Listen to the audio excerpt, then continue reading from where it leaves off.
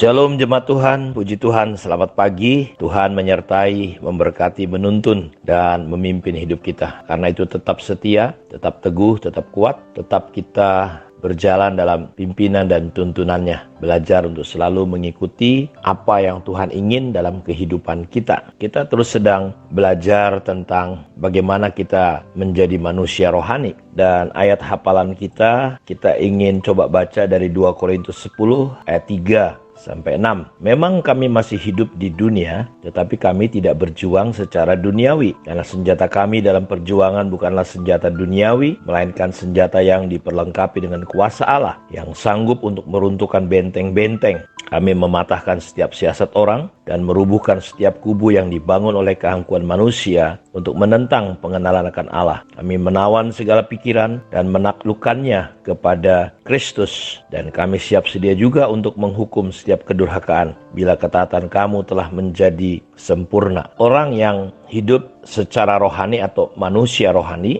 dia harus sadar, kita semua, bahwa menjadi manusia rohani atau pneumatikos, ketika kita bertumbuh menjadi pribadi-pribadi yang saya sebut sebagai manusia Allah, bukanlah menjadikan kita manusia yang aneh, manusia yang tiba-tiba berbeda, tetapi maksudnya adalah Paulus berkata, kita tetap masih ada di dunia, tetapi kita hidup dengan cara perjuangan kita, cara kita, pola kita tidak lagi seperti cara-cara yang lama yang sudah membentuk kita. Ketika kita dulu belum bertobat, kita hidup secara manusiawi, kita hidup secara duniawi, kita kekanak-kanakan, reaksi respon kita mengikuti keinginan dan kemauan kita sendiri, dan cenderung biasanya kita berjalan secara natural, marah, emosi, menghakimi, tidak bisa tunduk, tidak bisa taat. Nah, kita selalu berjalan di dalam kedagingan, sehingga kita udah berpuluh-puluh tahun jadi orang Kristen, kita tetap tidak dewasa. Paulus berkata bahwa kalau ditinjau, dilihat dari sudut waktu, seharusnya kita semua sudah menjadi guru. Tetapi realitanya, kenyataannya, kita ternyata tetap kanak-kanak, tetap tidak dewasa, tetap kedagingan. Kita tidak bisa mempresentasikan Allah di dalam kehidupan kekristenan kita. Kita menjadi batu sandungan, penuh dengan pertikaian, perselisihan. Kita susah sekali untuk bisa hidup di dalam seperti yang Tuhan inginkan.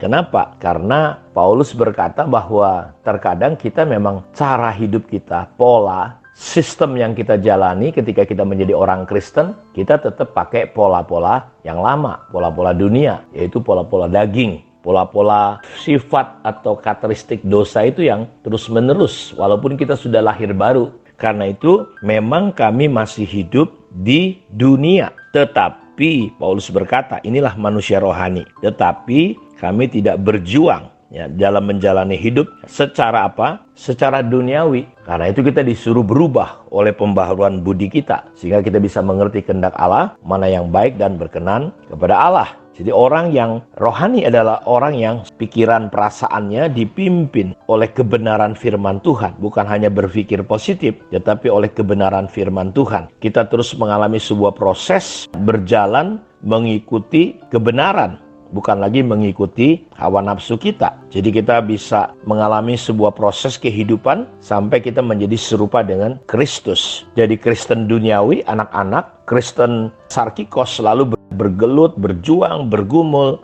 dengan perasaan-perasaan yang meracuninya, yang namanya iri hati, perpecahan, perselisihan, kita acuh tak acuh, ya kita masa bodoh. Karena itu ada peringatan keras bagi kita orang-orang Kristen yang masih duniawi, Bapak Ibu. Kristen duniawi bisa berada dalam kondisi yang bahaya. Kenapa? Karena mereka bisa meninggalkan imannya jika mereka tidak mau berubah. Jadi kita lihat banyak contoh-contoh dalam Alkitab, akhirnya ketika mereka hidup dalam kedagingan, Yudas menjual Yesus. Peristiwa apa yang terjadi menimpa orang Israel itu menjadi contoh bagi kita yang hidup di akhir zaman. Mereka sudah melihat mujizat, dipimpin tiang awan, tiang api. Di Mesir ada 10 mujizat bagi mereka, walaupun itu 10 tulah untuk orang Mesir. Tapi orang Israel, bangsa Israel melihat mujizat yang luar biasa. Mereka melihat bagaimana burung puyuh dikirim oleh Tuhan, mana dari sorga. Kapan saja saudaraku mereka mengalami persoalan air yang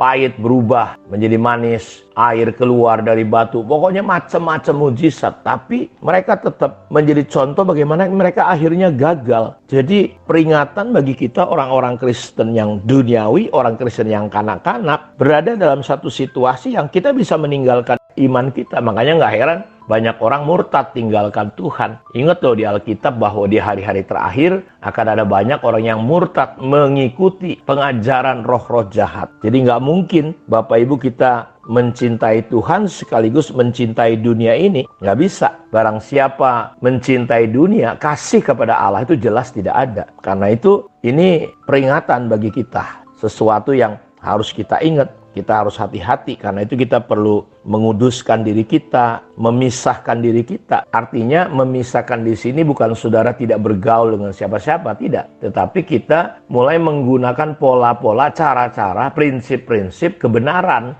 Ya, kita tidak lagi berjuang secara duniawi. Kita tidak hidup dengan pola cara dunia. Ya, jadi ada resiko yang besar ya yang bisa menimpa kehidupan orang-orang Kristen yang duniawi. Kenapa? Mereka akan mudah sekali untuk disesatkan ya, dari Kristus dan menjadi serupa dengan dunia. Jadi kita bisa gampang tersesat gitu orang-orang Kristen yang duniawi ini ya, gampang kompromi dan akhirnya mereka bisa disingkirkan dari kerajaan Allah. Orang-orang yang mengamalkan daging, tabiat daging, ya, dia tidak akan pernah dapat bagian di dalam kerajaan Allah. Terus resikonya apalagi? Resikonya kita bisa mengalami yang namanya kematian secara rohani. Artinya makanya kita tidak mengalami perubahan. Diukur dari waktu udah jadi guru, tapi kita tetap tidak bisa, tetap kanak-kanak. Padahal Alkitab berkata bahwa firman Tuhan itu tajam daripada pedang bermata dua, mampu memisahkan sendi, sumsum, tulang, roh, jiwa. Jadi kita lihat firman Tuhan itu memberikan pengertian, kita bisa memisahkan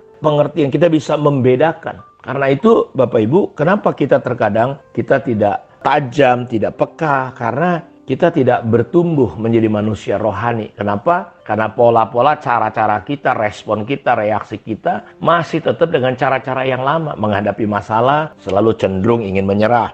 Menghadapi masalah selalu cenderung tinggalkan masalah. Menghadapi masalah kita cenderung marah, kita cenderung memberontak, kita cenderung tidak bertobat, kita cenderung tidak taat. Apa yang terjadi? Nah, akhirnya kita boleh saja punya titel-titel atau punya jabatan-jabatan ya di dalam gereja, sebagai pemimpin mungkin, sebagai worship leader, sebagai singer, sebagai guru sekolah minggu, sebagai pemimpin komsel, atau mungkin sebagai pendeta sekalipun dengan jabatan-jabatan yang luar biasa. Tapi Bapak Ibu lihat, tidak mengalami kemenangan demi kemenangan. Kenapa? Karena memang kita tidak pernah mau belajar hidup secara berjuang secara rohani, menggunakan selengkap senjata Allah yang sudah diberikan ada dalam hidup kita. Ya, roh Allah ada dalam roh kita. Hanya masalahnya jiwa kita ini, respon kita ini harusnya kita belajar untuk berjuang kita secara rohani, secara kebenaran. Karena itu saya berdoa Tuhan membuka mata hati Bapak Ibu semua untuk pagi ini kita terus, walaupun kita masih ada di dunia, tetapi biarlah kita hidup berjuang tidak lagi dengan cara-cara dunia. Tuhan memberkati kita. Mari kita berdoa. Tuhan, hamba berdoa untuk semua anak-anak-Mu yang mengikuti saat teduh ini. Firman-Mu tidak pernah kembali sia-sia. Firman-Mu akan membawa hasil seperti yang Engkau katakan. Seperti air turun dari atas mengairi bumi, memberi kehidupan kepada tumbuh-tumbuhan. Demikianlah firman Allah yang keluar dari mulut Allah membawa hasil. Yang sakit disembuhkan, yang susah dihiburkan, yang terikat dilepaskan. Berbagai tekanan, stres, depresi, Tuhan beri kasih karunia kekuatan. Ada pintu-pintu, ada jalan-jalan yang terbuka untuk anak-anak-Mu. Kalau ada di antara mereka yang kena COVID, famili, keluarga, hamba berdoa di dalam nama Yesus. Untuk semua tidak takut bahwa hidup kami, mati hidup kami ada dalam tangan kekuasaan Tuhan. Diberkatilah semua anak-anak-Mu yang mengikuti saat teduh hari ini. Dalam nama Yesus kami berdoa. Amin. Tuhan memberkati kita semua. Shalom.